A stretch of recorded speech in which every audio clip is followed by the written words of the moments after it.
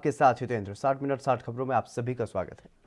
कृषि कानूनों के विरोध में दिल्ली के साथ बरनाला के रेलवे स्टेशन पर किसानों का मोर्चा जारी है, लेकिन इसी बीच किसानों के इस संघर्ष को पूर्व फौजियों के संगठन इंडियन एक्स सर्विसेज लीग ने भी समर्थन दिया है। उन्होंने कहा है कि वो किसानों के संघर्ष में हर तरह से उनका साथ देंगे और वहीं किसानों को आतंकवादी और खालिस्तानी कहे जाने की उन्होंने कड़े शब्दों में निंदा भी की है।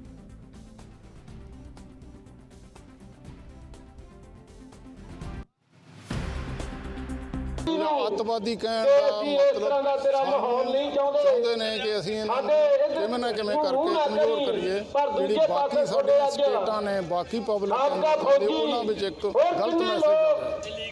ਅੱਤਵਾਦੀ ਇਸ ਲਈ ਕਿਹਾ ਜਾਂਦਾ ਤਾਂ ਕਿ ਬਾਕੀ ਲੋਕ ਸਟੇਟਾਂ ਦੇ ਜਿਹੜੇ ਇਹਨਾਂ ਨੂੰ ਕੋਈ ਸਪੋਰਟ ਨਾ ਕਰੇ। ਇਹ ਪੂੰਜੀਵਾਦੀ ਪੱਖੀ ਨੇ, ਬਾਕੀ ਜਿਹੜੇ ਕਿਸਾਨ ਪੱਖੀ ਨਹੀਂ, ਨਾਰਮ ਦੇ ਵਪਾਰੀ ਦੇ ਪੱਖੀ ਨਹੀਂ, ਮਜ਼ਦੂਰ ਦੇ ਵੀ ਨਾ ਪੱਖੀ ਹੈ। ਇਹ ਗਵਰਨਮੈਂਟ ਦੀਆਂ ਚਾਲਾਂ ਹੁੰਦੀਆਂ ਨੇ। ਜੇਕਰ ਉਹ ਇਹਨਾਂ ਨੂੰ ਅੱਤਵਾਦੀ ਜਾਂ ਇਹ ਅਲੱਗਵਾਦੀ ਕਹਿ ਕੇ ਕਰਦੇ ਆ, ਜਦ ਵੋਟਾਂ ਦੇ ਟਾਈਮ ਹੈ ਉਦੋਂ ਉਹਨਾਂ ਨੂੰ ਉਕਸਾ ਕੇ ਕਹਿੰਦੇ ਤੁਸੀਂ ਸਾਡੇ ਸਭ ਕੁਛ ਹੋਗੇ। ਅੱਜ ਇਹਨਾਂ ਨੂੰ ਇਹੀ ਪੰਜਾਬੀ ਕਿਸਾਨ ਅੱਤਵਾਦੀ ਦੁਕਾਨ ਲੱਗੇ। ਹੁਣ ਤੱਕ ਇਹਨਾਂ ਜਿੰਨੀਆਂ ਸ਼ਹੀਦੀਆਂ ਪ੍ਰਾਪਤ ਕੀਤੀਆਂ ਨੇ ਇਹ ਪੰਜਾਬ ਲੈਵਲ ਦੇ ਉੱਤੇ ਇਹਨਾਂ ਹਿੰਦੁਸਤਾਨ ਨੇ ਨਹੀਂ ਕੀਤੀਆਂ। ਦੇਸ਼ ਨੂੰ ਆਜ਼ਾਦ ਕਰਾਉਣ ਵਾਲੇ ਇਹ ਮੋਹਰੀ ਰਹੇ ਆ।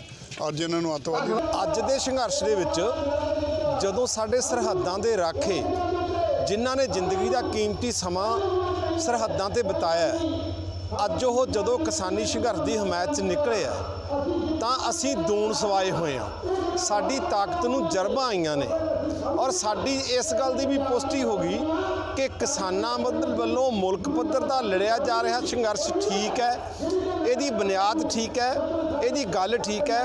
ਇਹਨੂੰ ਲੀਹੋਂ ਤਲਕਿਆਉਣ ਦੇ ਲਈ ਚਾਹੇ ਮੋਦੀ ਕੁਛ ਕਰਦਾ ਫਿਰੇ, ਚਾਹੇ ਤੋਮਰ ਕੁਛ ਕਰਦਾ ਫਿਰੇ, ਚਾਹੇ ਸ਼ਾਹ ਕੁਛ ਕਰਦਾ ਫਿਰੇ, ਚਾਹੇ ਇੱਥੋਂ ਦਾ ਗੋਇਲ ਕੁਛ ਕਰਦਾ ਫਿਰੇ। और वहीं पटियाला में शिरोमणि अकाली दल के नेता प्रोफेसर प्रेम सिंह चंदू माजरा ने पंजाब सरकार पर जमकर निशाना साधा है। उन्होंने कहा है कि पहले राजपुरा में नाजायज शराब की फैक्ट्री पकड़ी गई और अब सैनिटाइजर बनाने वाली फैक्ट्री। उन्होंने आरोप लगाते हुए कहा है कि सरकार की मिलीभगत से ये सब काला कारोबार जो है वो चल रहा था। उन्होंने ये भी कहा कि एक तरफ तो मोदी सरकार लोगों को गुमराह कर रही है और किसानों को परेशान कर रही है, वहीं दूसरी तरफ पंजाब सरकार काला कारोबार चला रही है। उनके नेताओं के नाम सामने आ रहे हैं लेकिन कार्रवाई कुछ भी नहीं हो रही।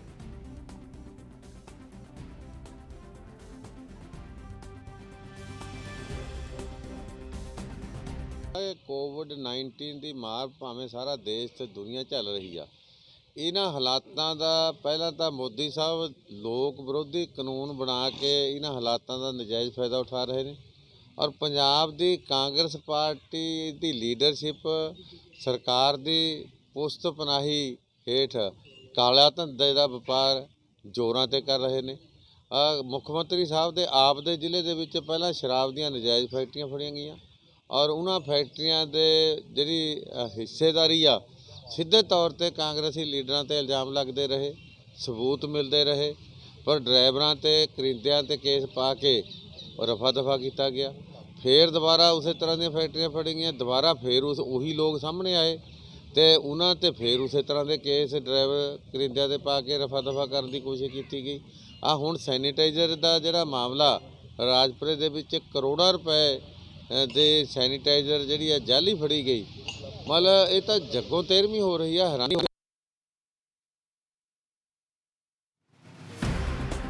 पंजाब में अलग अलग जगहों पर जो नाजायज शराब और सैनिटाइजर की जगह जो पकड़े जा रहे हैं उसको लेकर के प्रोफेसर प्रेम सिंह चंदू माजरा ने कैप्टन सरकार पर निशाना साधा है। उन्होंने कहा कि राजपुरा में पहले अवैध शराब की फैक्ट्री पकड़ी गई और अब अवैध रूप से जो सैनिटाइजर वो करोड़ रुपए का जो जब्त किया गया है, इसको लेकर के साफ तौर पर उन्होंने कैप्टन सरकार पर निशाना साधा है। उन्होंने कहा है कि सरकार की मिली भगत से ही सरकार के जो लोग हैं वो ही इस तरीके के काले कारोबार को चलाते हैं और इसको लेकर के शिरोमणि अकाली दल ने साफ तौर पर कांग्रेस सरकार पर निशाना साधा है।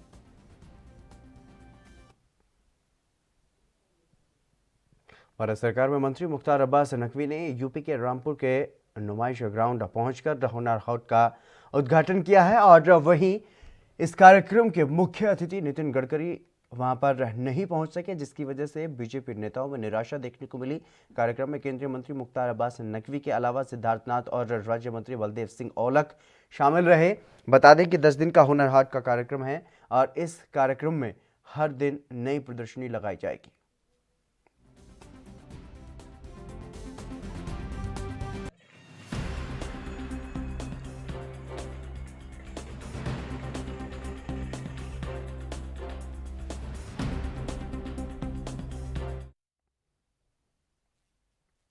पश्चिम बंगाल के सिलीगुड़ी में उप चुनाव आयुक्त सुदीप जैन ने महानगर के एक होटल में विधानसभा चुनाव को लेकर के राज्य के डीएम और एसपी के साथ बैठक की है। सूत्रों के अनुसार इस बैठक में चुनाव आयोग के अधिकारियों ने राज्य में कानून व्यवस्था की स्थिति पर निगरानी रखने के निर्देश दिए हैं और दिन भर हुई बैठक में राज्य के पुलिस और प्रशासनिक अधिकारियों के साथ कई चरणों में चुनाव आयोग के अधिकारियों ने चर्चा की है। इस दौरान तृणमूल समेत विभिन्न राजनीतिक पार्टियों के प्रतिनिधियों के साथ भी बैठक की गई। बैठक में बिहार के मुख्य चुनाव अधिकारी समेत अन्य कई अधिकारी भी सुदीप जैन के साथ मौजूद थे।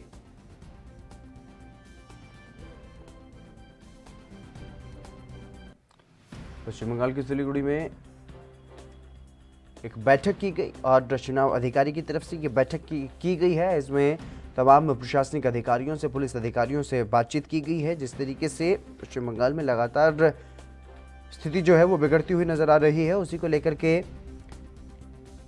सिलीगुड़ी में उपचुनाव आयुक्त सुदीप जैन ने महानगर के एक होटल में विधानसभा चुनाव को लेकर के ये बैठक की है। इसमें डीएम और एसपी भी मौजूद रहे। इसके अलावा टीएमसी की बात हो या फिर अन्य राजनीतिक दलों की बात हो, उनके पदाधिकारियों को भी बुलाया गया और तमाम पार्टी के प्रतिनिधियों से यहाँ पर चर्चा की गई है चुनाव को लेकर के, ताकि चुनाव में स्थिति सामान्य रहे और शांतिपूर्ण तरीके से चुनाव को संपन्न करवाया जा सके। कानून व्यवस्था की स्थिति पर निगरानी रखने के दिशा निर्देश जो हैं वो दिए गए हैं। पुलिस अधिकारियों के साथ ये बैठक की गई, जिलाधिकारी के साथ भी ये बैठक की गई।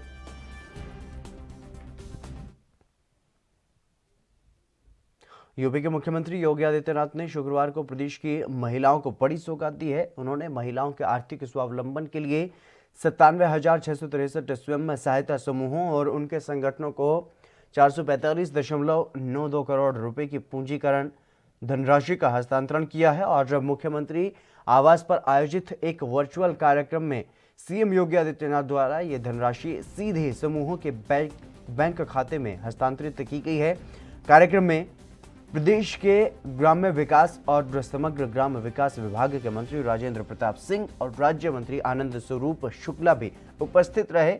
आपको बता दें कि महिलाओं को आर्थिक स्वावलंबन प्रदान करने के उद्देश्य से योगी सरकार द्वारा बीते 3.5 सालों में अनेक नीतिगत प्रयास जो है वो किए गए हैं। स्वयं सहायता समूह इस दिशा में महत्वपूर्ण आधार बनकर उभरे हैं।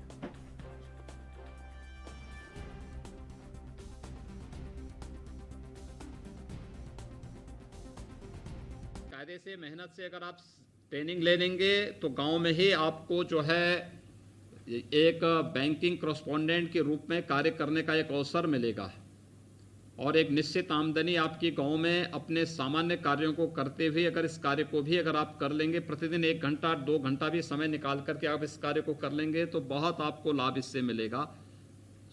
ये प्रोग्राम है जिसके माध्यम से महिलाओं के सशक्तिकरण की दिशा में बहुत अच्छा कार्य हो सकता है। गंगा देवी जी, आपके साहस के लिए आपका अभिनंदन और आपको और आपकी चलिए फिलहाल यहाँ पर वक्त हो चला एक छोटे से ब्रेक का, जल्द हाजिर होंगे।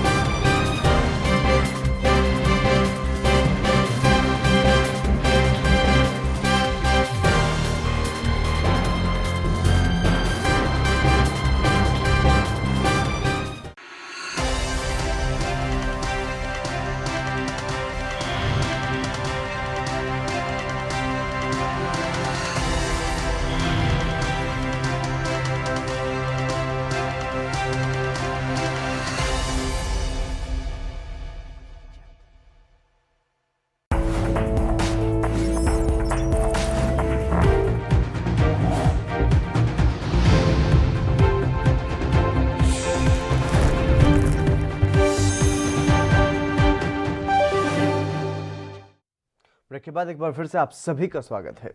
खबरों में आगे बढ़ेंगे। हरियाणा के अंबाला में नगर निगम चुनाव का बिगुल बजते ही सियासी पारा गर्मा गया है।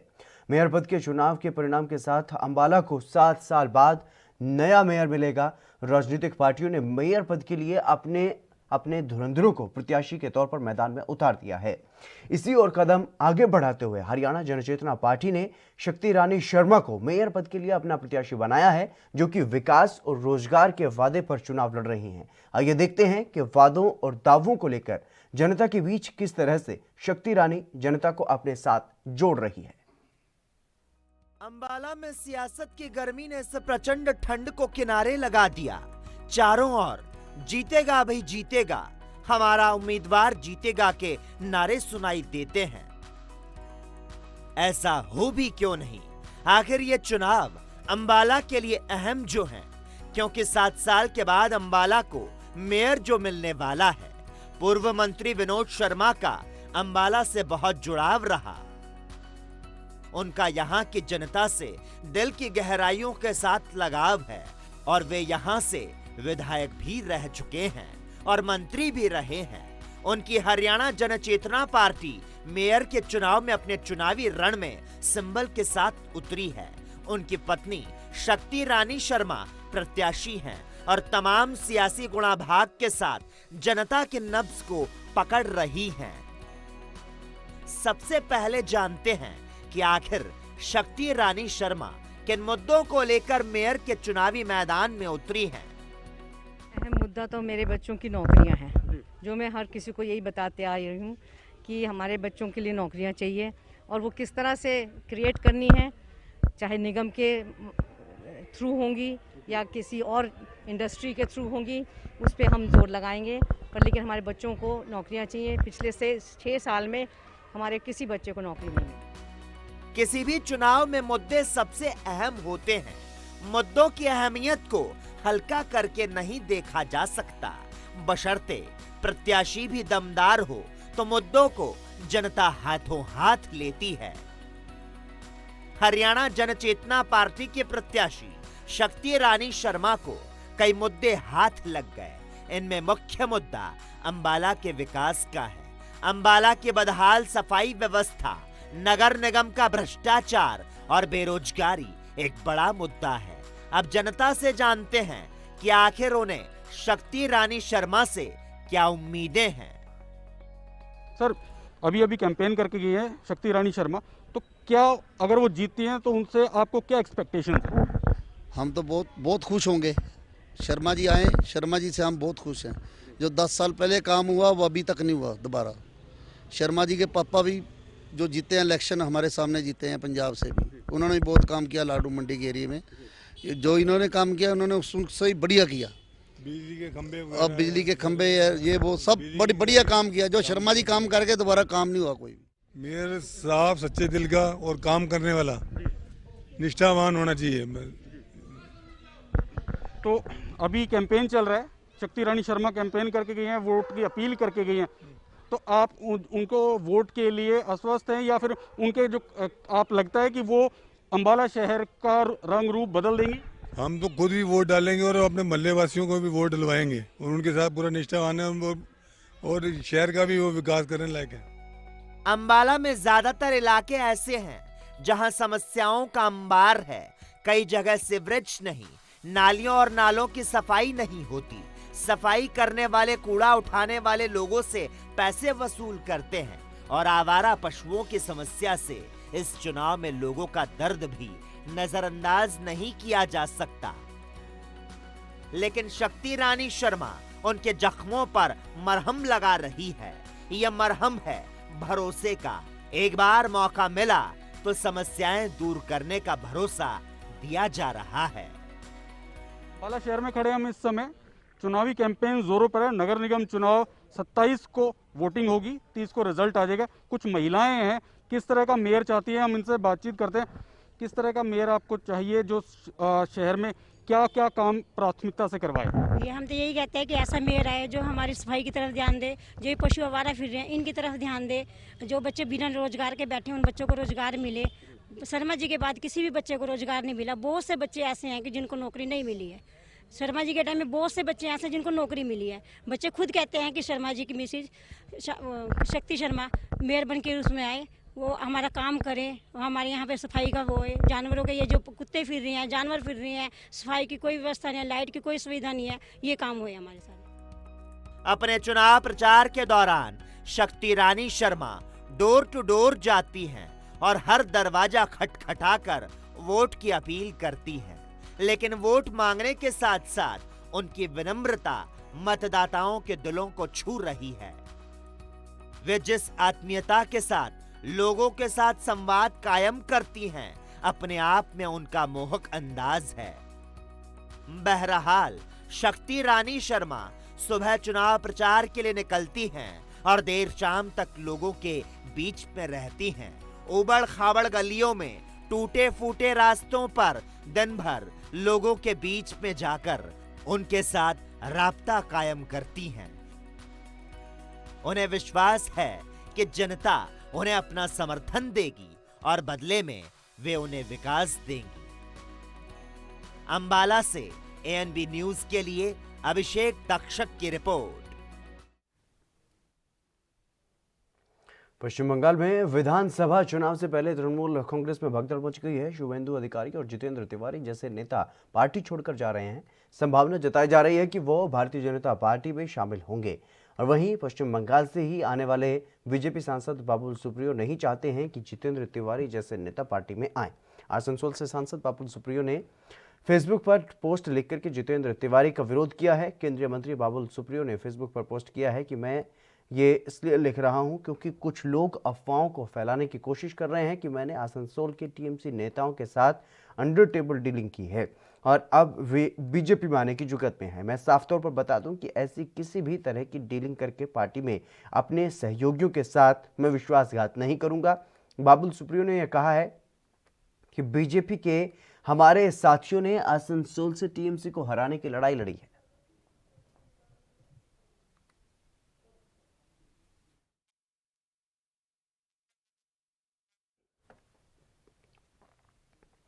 नए कृषि कानून के विरोध में किसानों का आंदोलन लगातार जारी है। काफी कोशिशों के बाद भी सरकार और किसानों के बीच बात नहीं बन पा रही है। इस मुद्दे पर शुक्रवार को कांग्रेस ने एक बार फिर से मोदी सरकार पर हमला बोला है। कांग्रेस नेता रणदीप सुरजेवाला ने कहा है कि पीएम मोदी खुद उन्होंने ये घोषणा की है कि एमएसपी पर बने कानून को क्रियान्वयन करने की जरूरत है, फिर मोदी खुद अपनी बात क्यों नहीं सुनते हैं। वहीं दूसरी ओर सुरजेवाला ने कांग्रेस के नए अध्यक्ष के चुनाव को लेकर के भी अपनी बात रखी है। उन्होंने ये कहा है कि पार्टी जल्द ही नए पार्टी अध्यक्ष का चुनाव करने की प्रक्रिया शुरू करेगी।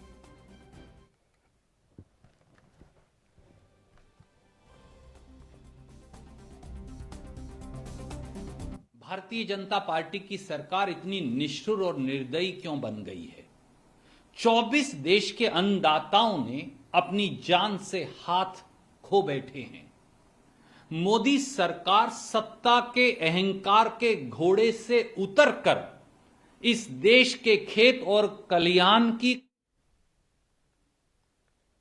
दिल्ली में किसानों का आंदोलन लगातार जारी है। इधर बंडारा रेलवे स्टेशन के बाहर सैकड़ों की संख्या में महिलाएं, बुजुर्ग, नौजवान और बच्चे केंद्र सरकार के खिलाफ मोर्चा खोले बैठे हैं। इस मौके पर जब प्रदर्शन कर रहे लोगों से केजरीवाल की ओर से कृषि कानूनों की कॉपियां फाड़े जाने के विषय में बातचीत की गई तो उन्होंने इसे पूरी तरह से ड्रामेबाजी करार दिया और राजनीतिक स्टंट बताया। उन्होंने कहा कि सभी राजनीतिक पार्टियां आज किसान संघर्ष का हिस्सा बनना चाहती हैं क्योंकि उन्हें 2022 के विधानसभा चुनाव नजर आ रहे हैं।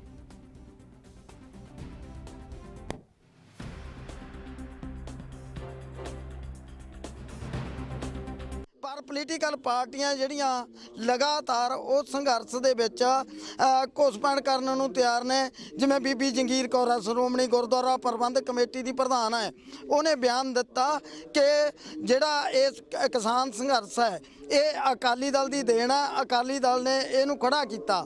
ਹਾਲਾਂਕਿ ਅਕਾਲੀ ਦਲ ਆ ਜਿਹੜਾ ਲਗਾਤਾਰ ਪਹਿਲਾਂ ਹਰਸਿਮਰਤ ਕੌਰ ਦੇ ਅਸਤੀਫੇ ਤੱਕ ਇਹ ਕਹਿ ਰਿਹਾ ਸੀ ਕਿ ਕਾਨੂੰਨ ਨੇ ਜਿਹੜੇ ਬਹੁਤ ਵਧੀਆ ਨੇ, ਕਿਸਾਨਾਂ ਦੇ ਪੱਖ ਦੇ ਨੇ, ਇਹਨਾਂ ਨੇ ਨਾਲ ਮਿਲ ਕੇ ਬਣਵਾਏ ਹੋਏ ਨੇ। ਇਸੇ ਤਰ੍ਹਾਂ ਕੇਜਰੀਵਾਲ ਆ ਜਿਹੜਾ ਉਹਨੇ ਕਾਪੀਆਂ ਪਾੜ ਕੇ ਇੱਕ ਡਰਾਮਾ ਕਰਨ ਦਾ ਜਿਹੜਾ ਕੋਸ਼ਿਸ਼ ਕੀਤੀ ਹੈ।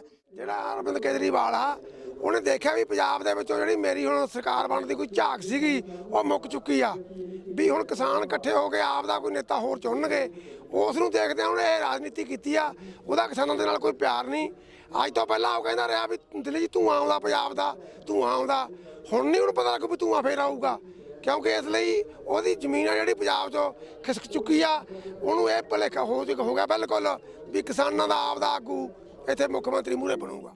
ਜਿਹੜੀਆਂ ਦੇਖੋ ਇਹਨਾਂ ਦੀਆਂ ਬਿਆਨਬਾਜ਼ੀਆਂ ਨੇ ਪਾਰਟੀਆਂ ਦੀਆਂ ਉਹਨਾਂ ਦੀ ਤਾਂ ਆਪਣੀਆਂ ਰੋਟੀਆਂ ਸੇਕਣ ਵਾਲੀ ਗੱਲ ਹੈ। ਜਦੋਂ ਇਹ ਕਾਨੂੰਨ ਬਣਦੇ ਸੀ ਉਦੋਂ ਇਹ ਪਾਰਟੀਆਂ ਕਿੱਥੇ ਸੀ? ਉਦੋਂ ਵੀ ਤਾਂ ਇਹ ਵਿੱਚ ਹੀ ਸ਼ਾਮਲ ਸੀ। ਇਹਨਾਂ ਨੂੰ ਸਭ ਕੁਝ ਪਤਾ ਸੀ। ਪਤਾ ਹੋਣ ਦੇ ਬਾਵਜੂਦ ਇਹਨਾਂ ਨੇ ਉਦੋਂ ਜਦੋਂ ਇਹਨਾਂ ਨੂੰ ਬੋਲਣਾ ਚਾਹੀਦਾ ਸੀ ਉਦੋਂ ਤਾਂ ਇਹ ਬੋਲੇ ਨਹੀਂ। ਹੁਣ ਇਹਨਾਂ ਦੀਆਂ ਬਿਆਨਬਾਜ਼ੀਆਂ ਦਾ ਕੋਈ ਅਰਥ ਨਹੀਂ ਹੈਗਾ। ਹੁਣ ਤਾਂ ਇਹ ਆਉਣ ਵਾਲੀਆਂ ਚੋਣਾਂ ਨੂੰ ਦੇਖ ਕੇ ਆਪੋ ਤਾਂ ਆਪ ਲੱਗੇ ਹੋਏ ਨੇ, ਇੱਕ ਦੂਜੇ ਤੋਂ ਮੂਹਰੇ ਹੋ ਕੇ ਚੱਲਦੇ ਨੇ ਵੀ ਅਸੀਂ ਕਿਸਾਨਾਂ ਦੇ ਹੱਕ 'ਚ ਆ। ਆਪ ਵਾਲੇ ਕਹਿੰਦੇ ਅਸੀਂ ਕਿਸਾਨਾਂ ਦੇ ਹੱਕ 'ਚ ਆ, ਅਕਾਲੀ ਕਹਿੰਦੇ ਅਸੀਂ ਕਿਸਾਨਾਂ ਦੇ ਹੱਕ 'ਚ ਆ, ਕਾਂਗਰਸ ਕਹਿੰਦੀ ਅਸੀਂ ਕਿਸਾਨਾਂ ਦੇ ਹੱਕ 'ਚ ਆ। ਅਸਲ ਰੂਪ 'ਚ ਇਹ ਜਿਹੜੀਆਂ ਸਰਕਾਰਾਂ ਹੁੰਦੀਆਂ ਇਹ ਕਦੇ ਵੀ ਲੋਕ ਪੱਖੀ ਨਹੀਂ ਹੁੰਦੀਆਂ। ਇੱਕ ਉਹ ਰੋਲ ਹੈ ਵੀ ਜਿਵੇਂ ਪੰਜਾਬ ਦੀਆਂ ਚੋਣਾਂ ਆਉਣ ਵਾਲੀਆਂ 5 ਸੂਬਿਆਂ ਦੀਆਂ ਚੋਣਾਂ ਆਉਣ ਵਾਲੀਆਂ ਜਿੱਥੋਂ ਤੱਕ ਇਸ ਧਿਰ ਦੀ ਗੱਲ ਹੈ ਆਮ ਆਦਮੀ ਪਾਰਟੀ ਦੀ ਗੱਲ ਹੈ ਉਹ ਤਰਲੋ ਮੱਛੀ ਹੋ ਰਹੀ ਹੈ ਕਿ ਸਾਨੂੰ ਅਸੀਂ ਦਿੱਲੀ ਦਾ ਜੋ ਸਾਡੇ ਹੱਥ ਲੱਗਿਆ ਹੋਇਆ ਕੁਝ ਹਿੱਸਾ ਹੈ ਉਹਨੂੰ ਅਸੀਂ ਕਿਵੇਂ ਫੈਲਾ ਸਕਦੇ ਹਾਂ ਦੇਸ਼ ਦੇ ਬਾਕੀ ਸੂਬਿਆਂ 'ਚ। ਇਹਦਾ ਇੱਕ ਹਿੱਸਾ ਹੈ। ਬਿੱਲ ਪਾੜਨ ਨਾਲ ਕੋਈ ਹੱਲ ਨਹੀਂ ਹੋਣਾ। ਜੇ ਕੇਜਰੀਵਾਲ ਚਾਹੁੰਦਾ ਆ ਕੇ ਬੈਠੇ ਕਿਸਾਨਾਂ ਨਾਲ, ਸਾਡੇ ਨਾਲ ਬੈਠੇ ਆ ਕੇ ਸਾਡੀਆਂ ਮੰਗਾਂ ਦੇ ਵਿੱਚ, ਪਰ ਉਹ ਇੱਕ ਕਿਸਾਨ ਦੇ ਹਮਾਇਤੀ ਦੇ ਤੌਰ ਤੇ ਬੈਠੇ, ਆਮ ਆਦਮੀ ਪਾਰਟੀ ਦੇ नेता ਦੇ तौर पे ना बैठे। मोदी सरकार में केंद्रीय मंत्री रह चुके चौधरी वीरेंद्र सिंह किसानों के समर्थन में सामने आ गए हैं। किसानों के साथ एकता जताने के लिए वो जिला रोहतक के सांपला पहुंचे और वीरेंद्र सिंह ने यह कहा है कि मैं सर छोटू राम विचार मंच का स्थायी सदस्य हूं। छोटू राम विचार मंच किसानों की मांग का समर्थन करता है। उसका स्थायी सदस्य होने के नाते मैं किसानों के साथ खड़ा हूँ। मैं ये कहता हूँ कि अगर मैं छोटू राम जी का नाती ना होता तो शायद उतनी उपलब्धि नहीं मिल सकती थी। तो इसलिए मेरा ये फ़र्ज़ है, नैतिक कर्तव्य है कि मैं आज उस लड़ाई में किसान के साथ जाके खड़ा हूँ। और इसीलिए मैंने ये अपने साथियों से सलाह करके निर्णय लिया है कि इस लड़ाई के हम साक्षी बनेंगे, इस लड़ाई के हम समर्थक बनेंगे और इस लड़ाई में मेरे जो साथी हैं जिनकी हज़ारों की संख्या है वो सब मिल के इस लड़ाई को हम लड़ेंगे। ये हमने फैसला किया है। और जैसे मैंने कहा कि कल से हमने अपना काम भी शुरू कर। पंजाब के कैबिनेट मंत्री भारत भूषण आशु ने केंद्र सरकार पर यह आरोप लगाया है कि झूठ बोलकर लोकतंत्र को खत्म किया जा रहा है। भारत भूषण ने पीएम मोदी पर निशाना साधा है। किसान कर रहे हैं, एजिटेट हो रहे हैं, उनको आके कन्विंस करो ना। ये अब एमएसपी, अकेला एमएसपी पे खरीद ही दोनों फसलों की पंजाब और हरियाणा में होती है। आप ये मॉडल दूसरे सूबों में लगाएं जहां पे 400-500 रुपए में बिकती है फसल उनकी, उनको भी फायदा दें। ऐसा आपने बिल लाने थे, पहले डिस्कशन करते, डिस्कशन की नहीं, आर्बिट्रेरी एक डिक्टेटोरियल एटीट्यूड के साथ लोकसभा में पास किए, राज्यसभा में बगैर डिस्कशन के एमपीज को बाहर निकाल के कर दिए। अब बोल रहे हो आओ हम आपसे बात करते हैं। जो किसान, जो लोगों के नुमाइंदे थे उनकी तो इज्जत रखी नहीं। आप बात करते हो, मोदी जी बात करते हैं ये डेमोक्रेसी की, बिगेस्ट डेमोक्रेसी की, लार्जेस्ट डेमोक्रेसी की, पुरानी डेमोक्रेसी की, आज डेमोक्रेसी रखी कहाँ उन्होंने? झूठ पे झूठ बोले। केंद्रीय गृह मंत्री अमित शाह 19 और 20 दिसंबर को पश्चिम बंगाल के दौरे पर रहेंगे और इस संबंध में बीजेपी के राष्ट्रीय मीडिया प्रभारी अनिल बलूनी ने गृह मंत्री के इस प्रवास का कार्यक्रम जारी किया है। इसके अनुसार वो इस दौरान कई कार्यक्रमों में हिस्सा लेंगे और राज्य में अगले साल होने वाले विधानसभा चुनाव को लेकर के कई रणनीतिक बैठकें भी करेंगे। राज्य में हाल के राजनीतिक घटनाक्रमों को देखते हुए अमित शाह का यह दौरा काफी अहम माना जा रहा है। अमित शाह के बंगाल प्रवास के पहले दिन की शुरुआत कोलकाता में स्थित श्री रामकृष्ण मिशन आश्रम में सुबह 10:45 पर स्वामी विवेकानंद को श्रद्धांजलि अर्पित करने के साथ होगी। इसके बाद दोपहर 12:30 पर वो मेदिनीपुर स्थित मां सिद्धेश्वरी मंदिर में पूजा करेंगे और इसके बाद वो यहीं स्थित महान स्वतंत्रता सेनानी खुदीराम बोस की प्रतिमा पर पुष्प अर्पित करेंगे। इसके बाद दोपहर 1:25 पर वो देवी महामाया मंदिर में पूजा करेंगे। 19 दिसंबर को ही अमित शाह मेदिनीपुर के बेलीजुरी गांव जाएंगे और दोपहर 1:30 बजे एक किसान परिवार के यहां पर भोजन भी करेंगे। इसके बाद 2:30 बजे मेदिनीपुर कॉलेज मैदान में आयोजित होने वाली एक जनसभा को संबोधित करेंगे।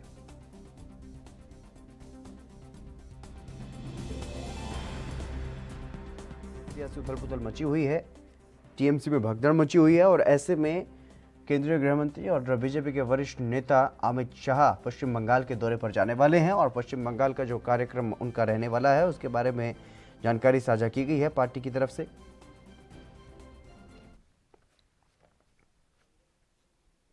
उत्तर प्रदेश के हाथरस में कथित गैंगरेप और हत्याकांड में सीबीआई ने शुक्रवार को चार्जशीट दाखिल कर दी है। इस मामले की आईओ सीमा पाहुजा और सीबीआई के अफसर शुक्रवार को हाथरस जिला कोर्ट पहुंचे और सीबीआई ने SC/ST कोर्ट में चार्जशीट दाखिल की है।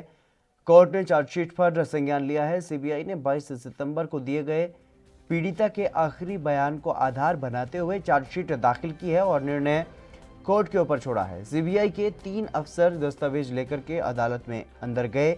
सीबीआई ने कोर्ट में हाथरस केस से संबंधित मामले में 4 आरोपियों के खिलाफ चार्जशीट दाखिल की है और सीबीआई ने 11 अक्टूबर 2020 को उत्तर प्रदेश सरकार के अनुरोध पर और भारत सरकार से आगे की अधिसूचना पर केस दर्ज किया।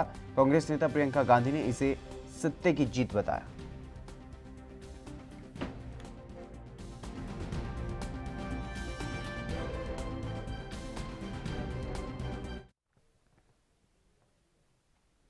बिहार के राजनीतिक गलियारे में खरमास में खिचड़ी पकनी शुरू हो गई है। बसपा और कांग्रेस के विधायक जदयू के दरवाजे पहुंच गए हैं। बसपा के चैनपुर से एकमात्र विधायक मोहम्मद जमा खान जदयू के प्रदेश अध्यक्ष वशिष्ठ नारायण से मिलने उनके आवास पर पहुंचे और बसपा विधायक के साथ कांग्रेस के विधायक मुरारी गौतम भी थे। इस मुलाकात पर क्या कहना रहा है वशिष्ठ नारायण का, आपको सुनवाते हैं।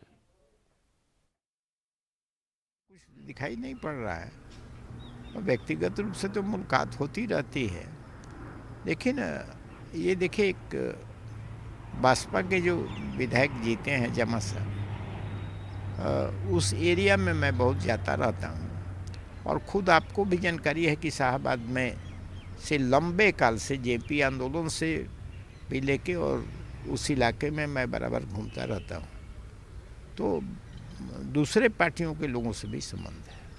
उन लोगों को कहीं से दोनों को पता लगा कि स्वास्थ्य में कुछ स्वास्थ्य संबंधी कुछ कठिनाइयाँ हैं, इसलिए वो लोग दोनों लेकिन कुछ उन लोगों ने सिर्फ हमारे स्वास्थ्य की जानकारी करने के लिए ही आए थे। कोई उन लोगों से राजनीतिक बातें नहीं हुई, लेकिन इसका अर्थ जो लोग लगावे, लेकिन आज कोई उनसे राजनीतिक इशू पर गैंगस्टर विकास दुबे के भाई दिव्य प्रकाश के मकान की कृष्णा नगर पुलिस ने शुक्रवार को कुर्की कर ली है। दिव्य प्रकाश पर 50,000 का इनाम घोषित है और आरोपित बिकरू कांड के बाद से फरार है। कृष्णनगर कोतवाली में दीप प्रकाश पर 2 मुकदमे दर्ज हैं और इंस्पेक्टर कृष्णनगर महेश दुबे के मुताबिक आरोपित की लंबे समय से तलाश की जा रही है। हालांकि वो पुलिस के हाथ नहीं लगा है, जिसके बाद कोर्ट से अनुमति लेकर उसकी संपत्ति जब्त की गई। पुलिस ने कुछ दिन पहले आरोपित के मकान पर 82 की नोटिस भी चस्पा कर दिया था, लेकिन इसके बावजूद भी दीप प्रकाश हाजिर नहीं हुआ, जिसके बाद शुक्रवार को यह कार्रवाई की गई। मुकदमा अपराध संख्या 315/2020 जो धारा 386, 420, 467, 468, 471, 171 व 506 भारतीय दंड संहिता थाना कृष्णा नगर में पंजीकृत हुआ था। इसके नामित अभियुक्त दीपक दुबे उर्फ दीपू पुत्र रामकुमार दुबे निवासी ग्राम बिकरू थाना चौबेपुर जनपद कानपुर नगर वर्तमान पता के 528 इंद्रलोक कॉलोनी कृष्णा नगर थाना कृष्णा नगर जनपद लखनऊ के विरुद्ध वर्तमान पते पर माननीय संगत न्यायालय से इस संबंध में दंड प्रक्रिया संहिता की धारा 83 के अंतर्गत कुर्की के आदेश। यूपी के मिर्जापुर के चुनार क्षेत्र के विंध्या गुरुकुल कॉलेज में आयोजित किसान मेला और कृषि प्रदर्शनी के उद्घाटन समारोह में कृषि मंत्री सूर्य प्रताप शाही पहुंचे, जहां पर उन्होंने बीएससी कृषि संकाय का भी उद्घाटन किया है और उन्होंने ये भी कहा है कि केंद्र और प्रदेश की सरकार किसानों की आमदनी बढ़ाने के लिए करोड़ों रुपए खर्च कर रही है। आधुनिक तकनीकी ज्ञान से नई पीढ़ी को वंचित रखा गया है। कृषि विभाग के उत्थान के लिए सरकार किसानों के साथ मिलकर योजनाएं चला रही है। 75,000 करोड़ तिलहन का निर्यात दुबई को किया गया है, जो अपने आप में हर्ष का विषय है। देखिए, ये जो महाविद्यालय के भीतर कृषि संकाय शुरू किया गया है, इससे मिर्जापुर मंडल के विंध्य मंडल के किसानों को काफ़ी इसका लाभ मिलेगा। जब यहाँ के विद्यार्थी पढ़ करके जाएंगे और नई तकनीकी और नए शोधों के अनुसार नए तौर तरीकों से जब खेती का काम करेंगे तो इस क्षेत्र के भीतर कायाकल्प आने वाले भविष्य में होना है। आज इस कार्यक्रम के माध्यम से बहुत सारे जो हमारी योजनाएं हैं उनके बारे में हमने किसान भाइयों को जानकारी दी है।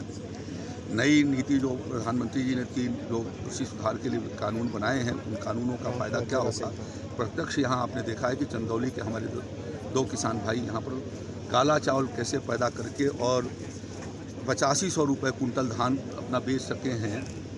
इससे आप समझ सकते हैं कि कितना बड़ा परिवर्तन इस कानूनों के माध्यम से होने वाला है। मैं यहाँ पर काला धान यानी ब्लैक राइस जो काला चावल होता है उसका मैं यहाँ पर स्टॉल लगाया हूँ। इसको मैं अपने खेत में बोया हूँ। अपने खेत का यह चावल है, यह धान जो बीज है ये अपने खेत का है। 120 किलो नाइट्रोजन इसका प्रोडक्शन कहाँ कैसे करते हैं, कहाँ बेचते हैं उसको? इसका प्रोडक्शन हम स्वयं अपने खेत में लगा कर करते हैं और इसको यहाँ पे स्टॉल लगाए हैं। जो लोग हमारे कॉन्टैक्ट में आते हैं मैं उनको धान और बीज दोनों देता हूँ, धान और चावल। क्या रेट है इसका? यह 300 रुपया केजी है चावल, 150 रुपया किलो धान है। यह शुद्ध रूप से जैविक है, इसमें रासायनिक खाद नहीं पड़ा है, केवल खेती रोक के धान की नस्ल डाल के। उत्तर प्रदेश सरकार के अधिकारी लगातार कटघरे में खड़े होते हुए दिखाई पड़ रहे हैं। ऐसा ही मामला अमेठी जनपद से लगातार प्रकाश में आ रहा है, जहां पर जिले की 4 तहसीलों में से 3 तहसीलों के अधिकारियों की कार्यशैली पर लगातार सवाल उठ रहे हैं। ये 3 तहसीलें अमेठी, गौरीगंज और तिलोई हैं। सिर्फ मुसाफिर खाना तहसील इससे अछूती है। लगातार इन तहसीलों में कार्यरत अधिकारी अपने कामकाज में ढिलाई बरत रहे हैं।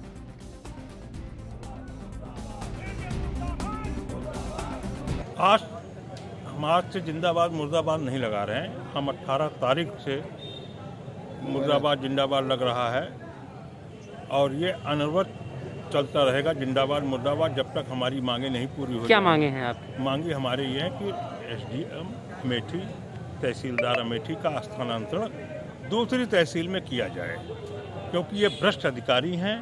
ये लोग खुलेआम पैसा मांगते हैं और उससे हमारे लोगों की भी गरिमा गिर रही है। हम लोग जो है मुवक्किल की निगाह में लगता है कि जैसे दलाल हो गए हों। इन लोगों ने जो रवैया अपनाई है हमारे पूरे संघ की, अधिवक्ता संघ की प्रतिष्ठा धूमिल। चलिए फिलहाल यहाँ पर रुकेंगे, एक छोटे से ब्रेक के लिए जल्द हाजिर होंगे।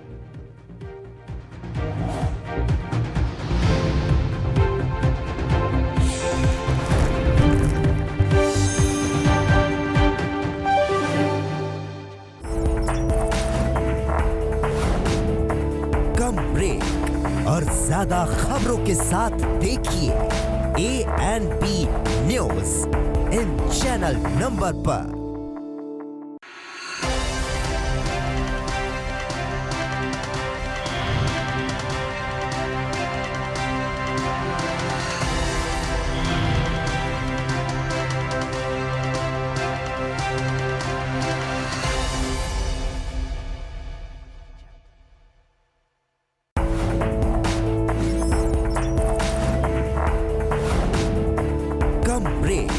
और ज्यादा खबरों के साथ देखिए ANP news in channel number पर।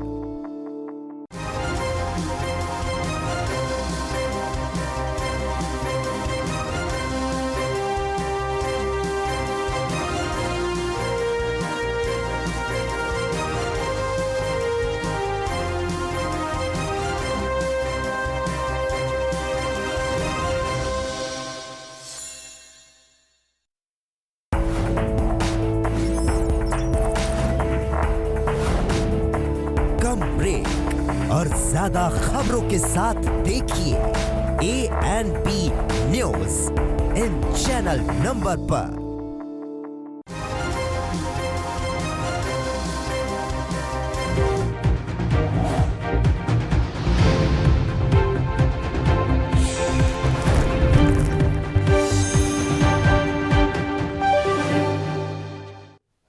ब्रेक के बाद एक बार फिर से आप सभी का स्वागत है। खबरों में आगे बढ़ेंगे। यूपी के सिद्धार्थनगर जिले के लोहिया कला भवन में आयोजित सड़क सुरक्षा समिति की बैठक में पहुंचे डुमरियागंज सांसद जगदम्बिका पाल ने राहुल गांधी पर बड़ा हमला बोला है।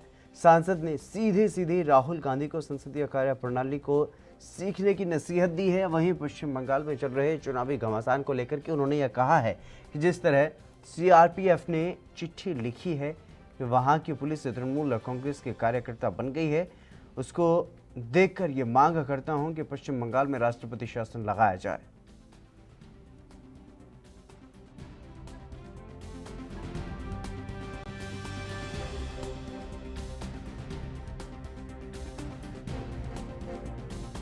कई समितियां होती हैं, उसमें जिस तरह से राहुल गांधी ने राजनीति किया है, पार्लियामेंट में वॉकआउट होता है। आज तक कभी स्टैंडिंग कमेटीज की बैठकों में जहां अपोजिशन का भी चेयरमैन होता है, रूलिंग पार्टी का चेयरमैन होता है, उसमें लोग पार्टी दलगत भावना से ऊपर उठ कर के और देश हित में काम करते हैं। लेकिन राहुल गांधी को संसदीय ज्ञान नहीं है और उन्होंने उस संसदीय रक्षा समिति की बैठक से वॉकआउट किया है। लोकसभा के अध्यक्ष को चिट्ठी लिखी है। मुझे लगता है कि अगर राहुल गांधी कांग्रेस पार्टी के नेता रह गए तो ये इस देश की संसदीय प्रणाली पे भी जिस तरह से उसकी अवमानना कर रहे हैं, इनको देश से माफ़ी मांगनी चाहिए और इनको कम से कम संसदीय ज्ञान को सीखना चाहिए। दूसरी तरफ CRPF ने चिट्ठी लिखी है। जिस तरह से वेस्ट बंगाल में वहाँ की पुलिस तृणमूल कांग्रेस की कार्यकर्ता बन गई है, उनको इस बात का एहसास करना होगा कि भारतीय जनता पार्टी के राष्ट्रीय अध्यक्ष श्री JP नड्डा जी गए कितनी बड़ी सुरक्षा में।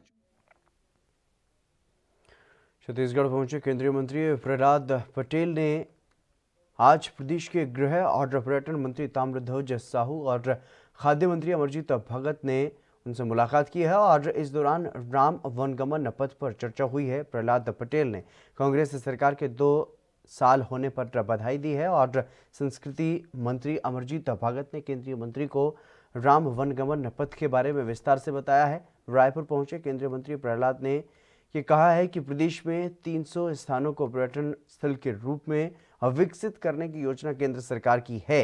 उन्होंने ये भी बताया है कि गुरुवार को ही इस संबंध में उन्होंने 7 राज्यों के मुख्यमंत्रियों को पत्र लिखा है। प्रहलाद पटेल का यह कहना है कि अगर राज्यों की सहमति मिली तो केंद्रीय पर्यटन विभाग प्रदेश के पर्यटन स्थलों को विकसित करेगा।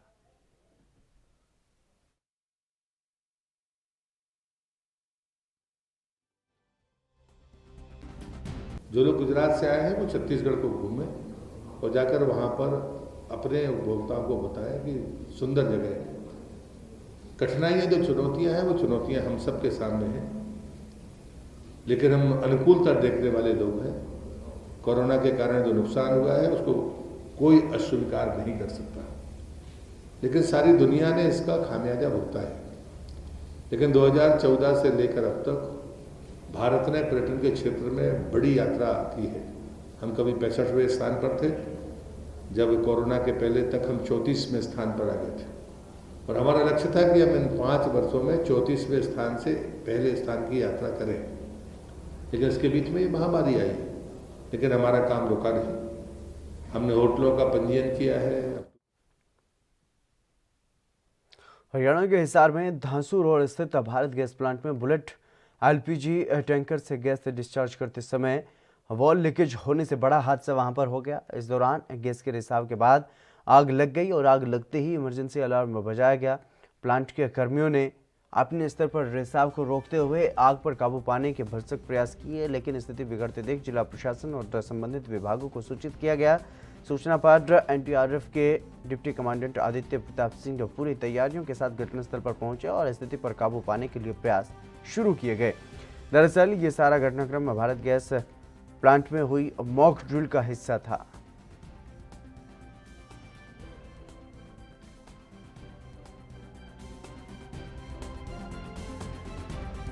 आज हिसार डिस्ट्रिक्ट के लिए जो हम मॉक एक्सरसाइज कर रहे हैं उसके लिए हमने सब्जेक्ट रखा है एक एलपीजी का बॉटलिंग प्लांट है, जो बीपीसीएल का आप पीछे बैकग्राउंड में प्लांट देख रहे हैं। इसमें बॉटलिंग प्लांट है जो बड़े कैप्सूल से जब बॉटल्स में भरते हैं उस टाइम एक रिसाव हुआ है, जिसकी वजह से एक छोटी आग लगी है, जिसको ऑन साइट इमरजेंसी है। इसको बीपीसीएल के जो एक्सपर्ट्स हैं उनके द्वारा बुझा लिया जाएगा, लेकिन जो उसका रिसाव है वो चालू रहेगा और उसमें वहाँ कुछ कैजुअल्टी हो गई हैं। ये सिनेरियो हमने पेंट किया है। उस रिसाव को रोककर कैजुअल्टी रिमूवल का, उनको हॉस्पिटल तक पहुंचाने का और बीच में ट्रीटमेंट देने का जो रोल है वो एनडीआरएफ का रहेगा। ये माननीय गृह मंत्री जी के निर्देशानुसार देश के समस्त जिलों में आगामी 3 साल में मॉक एक्सरसाइज की जाएंगी, जिसमें 8th बटालियन एनडीआरएफ की गाजियाबाद की जो टीम है उसके अंडर में 64 डिस्ट्रिक्ट आते हैं, जिसमें वेस्टर्न यूपी के 18 डिस्ट्रिक्ट, उत्तराखंड और हरियाणा, टोटल हरियाणा और दिल्ली। रामनगरी अयोध्या में आचार्य पीठ तपस्वी जी की छावनी के महंत परमहंस दास ने एक अनोखी पहल की है। तपस्वी जी की छावनी के आश्रम के बाहर परमहंस दास ने बैलगाड़ी का पूजन किया और प्रशासन और समाज से बैलगाड़ी का प्रयोग करने की अपील की है। परमहंस दास ने बैलगाड़ी का पूजन करके केंद्र सरकार और राज्य सरकारों से मीडिया के माध्यम से आग्रह किया है कि गौवंश की रक्षा हमारी संस्कृति का अभिन्न हिस्सा है। सतयुग, त्रेता, द्वापर और कलयुग में 19वीं सदी के अंत तक खेती का एकमात्र साधन बैल हुआ करते थे। 1892 में ट्रैक्टर का आविष्कार हुआ जो भाप और गैस से चलता रहा। 1931 में डीजल इंजन का आविष्कार हुआ, तब से बैलों की उपेक्षा होने लगी, जिसका दुष्परिणाम पूरे विश्व को भुगतना पड़ रहा है।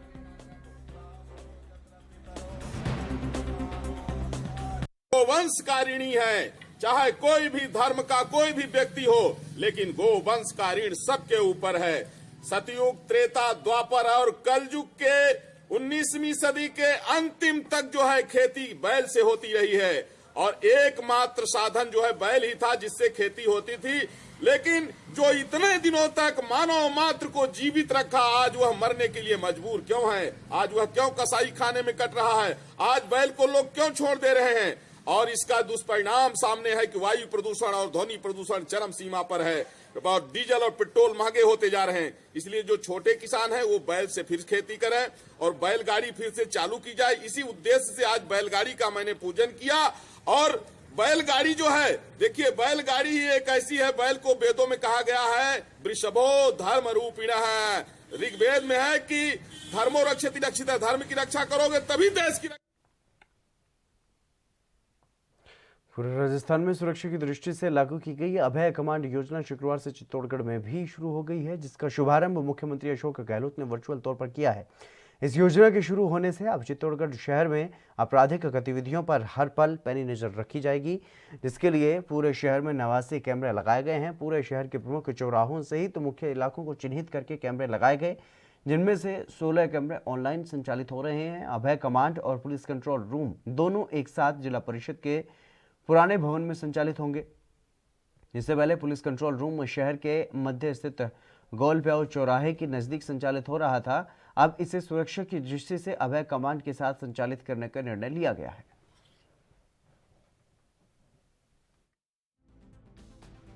राज्य के लिए या किसी भी शहर के लिए सबसे महत्वपूर्ण काम पुलिस का होता है उसके लोगों की, नागरिकों की जान और माल की रक्षा। उस जान और माल की रक्षा के लिए सबसे महत्वपूर्ण कदम में से एक होता है पुलिस का रिस्पांस टाइम। तो अभय कमांड कंट्रोल सेंटर की मदद से अब शहर में होने वाले जितने भी अपराध हैं उसके लिए जो पुलिस का रिस्पांस टाइम है वो बेहतर हो जाएगा। इसके साथ ही जो लॉ एंड ऑर्डर की सिचुएशन, ट्रैफिक, बड़े जुलूस इत्यादि जब निकलते हैं तो उसके लिए भी ये बहुत महत्वपूर्ण रहेगा। अब इसमें धीरे धीरे हमारे लोगों को प्रशिक्षित कर रहे हैं। अभी शुरू हुआ है तो उनका प्रशिक्षण भी किया जा रहा है और जल्दी ही जैसे ही उनका प्रशिक्षण पूरा होगा और अभय कमांड का लाइन डालने का काम पूरा होगा और मध्य प्रदेश के बालाघाट में पुलिस और नक्सलियों के बीच पिछले 12 दिसंबर को मुठभेड़ हुई थी, जिसमें महिला नक्सली शोभा ढेर हो गई थी, जिसका शव लेने के लिए 5 दिन बाद उसके परिजन बालाघाट पहुंचे। प्रशासन ने आवश्यक कार्रवाई के बाद शव परिजनों को सौंप दिया है। बालाघाट के किरनापुर के किन्ही पुलिस चौकी के बोरबन के जंगल में 12 दिसंबर की रात को पुलिस और नक्सलियों की मुठभेड़ हुई थी, जिसमें महिला नक्सली शोभा और सावित्री मारी गई थी। शोभा मलाज खंड बलंग की महिला नक्सली सदस्य थी और जिसके खिलाफ मध्य प्रदेश, महाराष्ट्र और छत्तीसगढ़ में कुल 14 लाख रुपए का इनाम घोषित था, जिसके मारे जाने के बाद पुलिस ने 13 दिसंबर को शव बरामद कर जिला मुख्यालय में सुरक्षित मोर्चरी में रखवा दिया था और वहीं इस मामले की सूचना परिजनों को भेज दी गई थी। लंबे इंतजार के बाद आखिरकार महिला नक्सली शोभा के परिजन उसके शव लेने के लिए बालाघाट पहुंचे और मृतक नक्सली का जीजा शव लेने के लिए पहुंचा। नक्सली के जीजा ने बताया है कि गढ़चिरौली महाराष्ट्र के कुंडा गांव में शव को ले जाकर के उसका वहां पर दाह संस्कार किया जाएगा।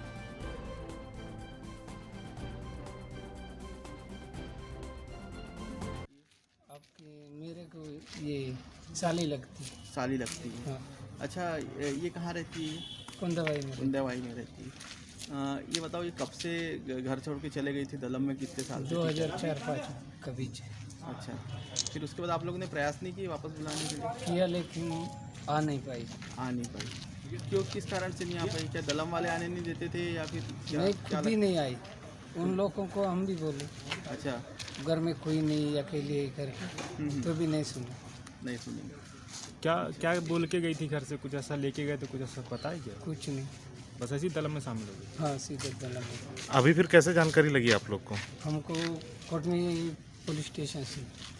क्या पता चला? कि तुम्हारा ये साली बालाघाट में थी, पायरी में। साइबर सिटी गुरुग्राम में 8 साल के मासूम बच्चे के अपहरण का मामला सामने आया है। मामला बुधवार देर शाम को बताया जा रहा है, जब मासूम अपने घर के पास खेल रहा था। लेकिन इसी बीच घात लगाए बैठे बदमाशों ने पहले तो रेकी की और फिर उसके बाद बच्चे को अपहरण करके वो फरार हो गए। पीड़ित के परिजनों की शिकायत के आधार पर पुलिस ने मामला दर्ज कर लिया है। छानबीन की गई तो उन्होंने बदमाशों को 24 घंटे के अंदर ही गिरफ्तार कर लिया। फिलहाल बच्चा सुरक्षित है और बदमाशों के अन्य साथियों की तलाश भी की जा रही है।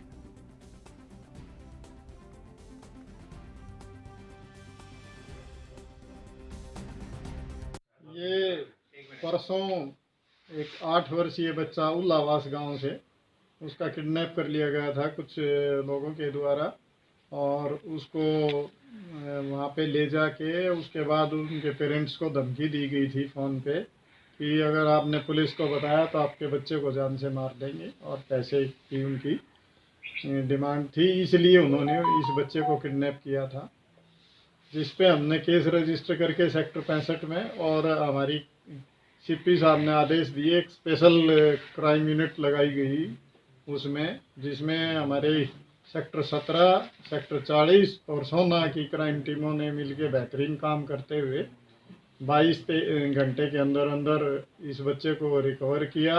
उसमें 2 आरोपियों को अरेस्ट किया और उनकी पूछताछ पे हमें पता चला कि ये यहाँ पे पहले किराए पे रह के गए थे और वहाँ से इस बच्चे को फॉलो कर रहे थे और उन्होंने उसको 3 व्हीलर में किडनैप करके वहाँ पे बंधक बना के रखा और इनके।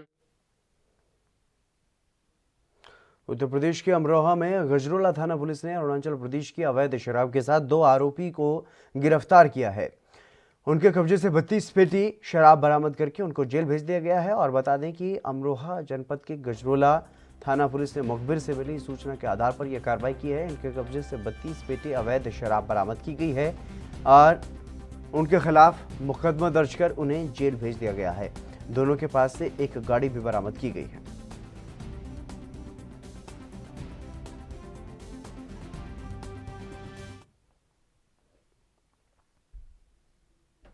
सेंट्रल रेलवे की तरफ से शुरू की गई लोकल एसी ट्रेन सेवा को पहले दिन कुछ खास रिस्पॉन्स नहीं मिला। हालांकि रेलवे को अभी भरोसा है ये प्रयोग सफल होगा और इस ट्रेन के लिए यात्रियों की संख्या बढ़ेगी। 17 दिसंबर को CSMT और कल्याण के बीच एसी लोकल ट्रेन सेवा की शुरुआत की गई थी।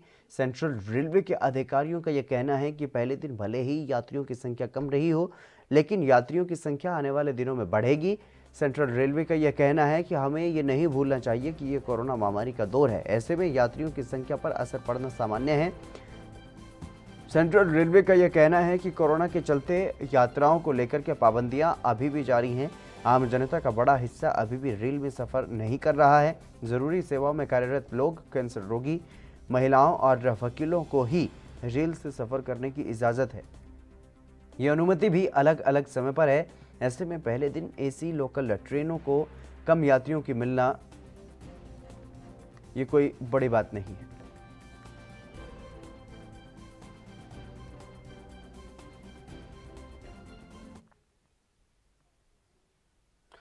हिमाचल सरकार ने कोरोना को देखते हुए एक बार फिर से सख्ती बरतना शुरू कर दिया है। सरकार ने रात्रि कर्फ्यू लगा दिया है, जिससे वहां के होटल संचालक नाराज नजर आ रहे हैं। संचालकों का यह कहना है कि इससे उन्हें भारी नुकसान उठाना पड़ रहा है। पर्यटक आते हैं लेकिन रात को कर्फ्यू की वजह से ज़्यादा नहीं टिकते और कम पर्यटक ही पहुंच पा रहे हैं, जिसकी वजह से होटल संचालकों का व्यवसाय प्रभावित हो रहा है। सरकार से रिक्वेस्ट करना है, ये कर्फ्यू वर्ड हटा के नॉर्मल करो। ये कोई लॉजिक ही नहीं है कि टूरिस्ट घूम रहा है, फिर रहा है। हमारा इकोनॉमिक रिवाइवल की हम कोशिश कर रहे हैं और ऐसे डिसीजन लेंगे जो टूरिस्ट आएंगे नहीं हिमाचल में, तो एक ये बहुत बड़ा नेगेटिव ऑलरेडी जा चुका है। और ये जो चलान चुनून कर रहे हैं टूरिस्ट के मॉल रोड पे, ये आप लोग भी देख रहे होंगे। कौन सी जगह है हमारे कंट्री में कि वो वेफर्स नहीं खा सकता है, आइसक्रीम नहीं खा रहा है, कहीं भी एक कोने में जाके कपल कुछ फोटो खींच रहा है तो बस एकदम चलान कर रहे हैं। अपने ऑफिस में आके देखो ना, सब बैठे हुए विदाउट मास्क, वो नहीं दिख रहा है इनको। सरकार वीडियोग्राफी कर रही है, जी हाँ जी, मास्क नहीं पहना। सरकार को बोलो ये वीडियोग्राफी ये करे ना, जो टूरिस्ट तंग हो रहा है मॉल पे, वो क्यों नहीं वीडियोग्राफी करके।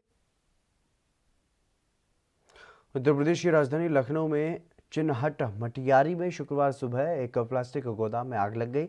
आग की चपेट में आने से लाखों रुपए का सामान जलकर राख हो गया है। सूचना पर पहुंची दमकल की 7 गाड़ियों ने 2.5 घंटे की मशक्कत के बाद आग पर काबू पाया। सुबह सुबह इलाके में आग लगने से अफरा तफरी का माहौल बन गया था। मौके पर पहुंची पुलिस ने घटनास्थल से लोगों को दूर किया। पुलिस के मुताबिक हादसे में कोई भी हताहत नहीं हुआ।